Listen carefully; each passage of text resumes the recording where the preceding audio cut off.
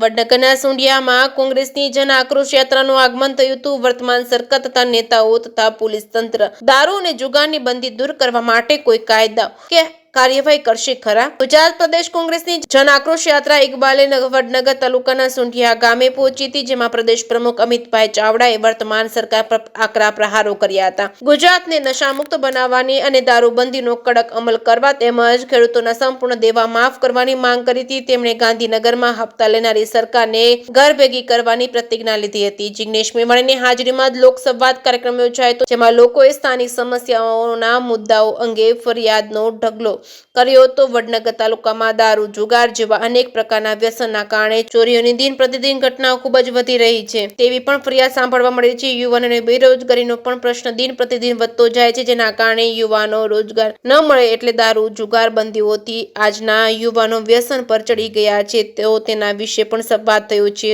રોજ સમાજને રહેઠાણ માટે ગાળા ન મળતા અને વેરા બાકી હોવાથી ગ્રામ પંચાયતના કામ ન થવાના આક્ષેપો સામેલ કરવામાં આવ્યા છે। ઉચ્ચ અભ્યાસ કરેલો હોવા છતાં યુવાનને નોકરી નથી મળતી। વડનગર નગરપાલિકા દ્વારા જાહેર શૌચાલય બનાવ્યા છે પણ તેને ખોલવામાં પણ આવ્યા નથી, તે પણ ફરિયાદ કરી હતી। જે સિંગુ સાથે જીગર પટેલ, વડનગર।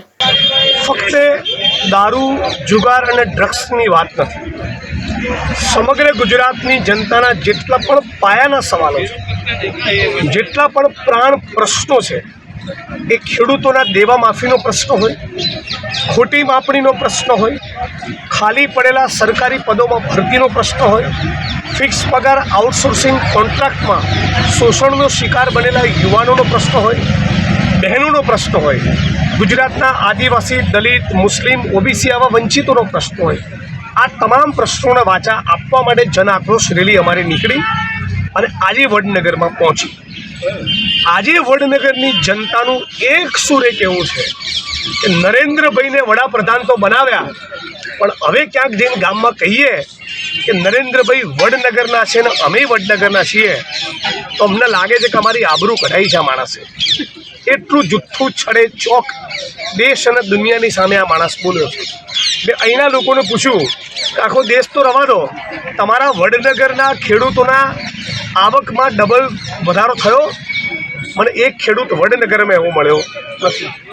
વડનગરમાં કોઈ ઉદ્યોગો સ્થપાયા અને પ્રચંડ માત્રામાં લોકોને રોજગારી મળી તો ના। વડનગર તાલુકામાં અસ્પૃશ્યતાની નાબૂદી થઈ તો ના। વડનગર તાલુકો વ્યસન મુક્ત બન્યો ના। વડનગરના એકે નાગરિકના ગજવામાં પેલા વિદેશી બેંકમાં પડેલા 15 લાખ આયા ના।